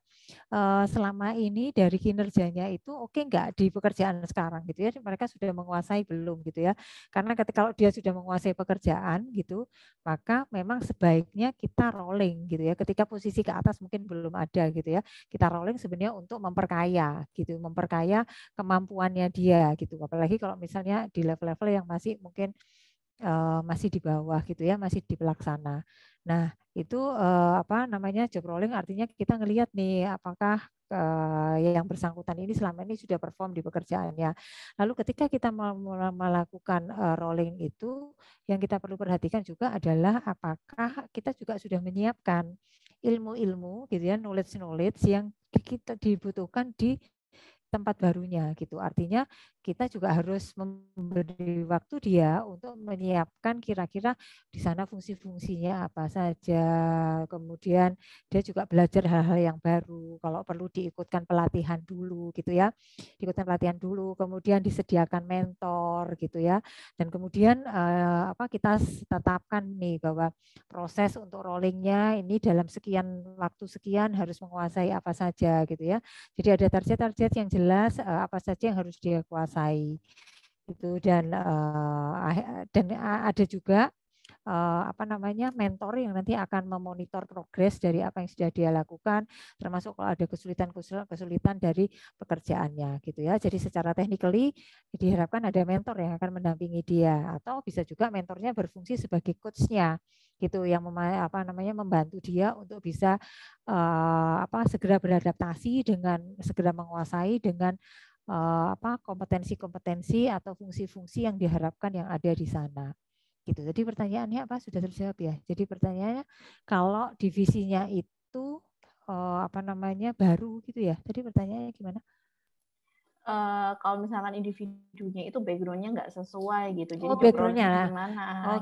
Oke. Nah, background tidak sesuai sebenarnya kalau misalnya ini prinsipnya adalah sama ya dengan lulusan sarjana yang lain. Itu kan sebenarnya kita ngambil basic dari seorang lulusan S1 kan ke analytical thinking-nya gitu ya. Nah, sebenarnya basic yang tidak sama tadi gitu, background yang tidak sama itu bisa diatasi dengan dia harus belajar dulu, diikutkan pelatihan dan diberikan materi-materi pendukung sehingga kemudian dia tidak canggung gitu ya, dan dia tidak malah ngerepoti yang di sana gitu ya, karena kalau kita job rolling sebenarnya tujuannya adalah bahwa jangan sampai pekerjaan yang ini juga akan terganggu gitu. Oke, terima kasih banyak Bu Novi. Ini sebenarnya ada satu pertanyaan lagi, cuman mungkin saya juga kurang jelas untuk membacanya gitu. Jadi pertanyaannya dari Pak Johan, jika dibuat persentase manakah yang paling efektif? Mohon maaf jika sudah dijelaskan sebelumnya. Nah, ini saya kurang paham Bu Novi. Untuk Pak Johan ini bertanya terkait dengan yang mana gitu ya, maksudnya yang paling efektif dari yang apa gitu, Bu Novi. Mungkin Pak Johan bisa open mic. Halo, selamat sore. Iya. Iya, selamat sore Pak Saya Johan. ini Gimana mohon nih maaf ya kalau tadi sudah dijelaskan. Nah, maksud saya begini, ketika dalam development of trust kan ada banyak metode kan ya. Kalau dibuat persentase, sebetulnya ada nggak persentasenya ya? Misalkan bicara tentang apakah itu dari hasil survei atau riset ataupun apa yang bisa kita jadikan patokan dalam pendekatan development ya, sehingga kita itu bisa bilang, oh ini yang paling efektif nih, bisa kita implementasikan gitu, atau bagaimana? Mohon masukannya, Bapak. Mungkin sudah dijelasin. Saya minta maaf ya, mungkin agak terlambat tadi ini. Makasih Mbak Novi. Johan ini ngetes ini, Pak Johan ini ngetes ini. Saya tanya betul ini. Oh, dia ini lo katam, bukan. Terima kasih. Mbak Novi, iya. terima kasih. Jadi kalau garis besarnya kan gini. Ya, jadi garis besarnya kan gini nih, kalau classroom gitu ya, atau training-training yang biasa gitu, efektifnya itu ini. Saya tunjukkan ini punya Telkom ya, yang tadi ini. Nah, biasanya memang kalau itu yang prinsipnya 10, 20, 70 gitu ya. Seperti itu. Jadi yang assignment itu efektifnya biasanya sampai 70%, terus kemudian kalau classroom hanya 10%, dan kemudian assignment ya, yang assignment ini adalah yang prosentasenya yang paling besar, seperti itu. Yang selanjutnya adalah coaching, mentoring dan juga lewat feedback kayak gitu. Jadi kurang lebih seperti ini punya Telkom ini. Jadi kalau biasanya classroom gitu 10% saja. Ini kalau dia 10-20%. Terus kemudian assignment itu biasanya 70%. Ini dia bisa 50-70%. Dan yang ini adalah coaching mentoring 20-30%. Feedback biasanya 20%. Coaching mentoring feedback itu 20%.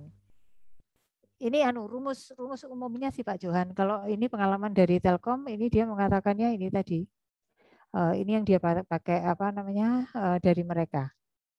Masih sama dengan rumus yang umum Pak Johan, yang rumus 10, 20, 70 itu. Semoga menjawab. Baik Bu Novi. Ya baik, terima kasih Bu Novi. Oke. Terima kasih Pak Johan. Senang aku ditanya. Oke, ini waktunya sudah habis sih sebenarnya Bu Novi. Masih ada satu pertanyaan lagi, mungkin bisa nanti dibantu dijawab di grup chat. Begitu ya Bu Novi ya. Untuk selanjutnya kita foto bersama terlebih dahulu, Bapak dan Ibu sekalian, boleh on cam gitu ya. Untuk sahabat Merkuri tetap mendengarkan saja gitu ya, karena masih belum bisa on cam. Boleh dinyalakan kameranya. Oke.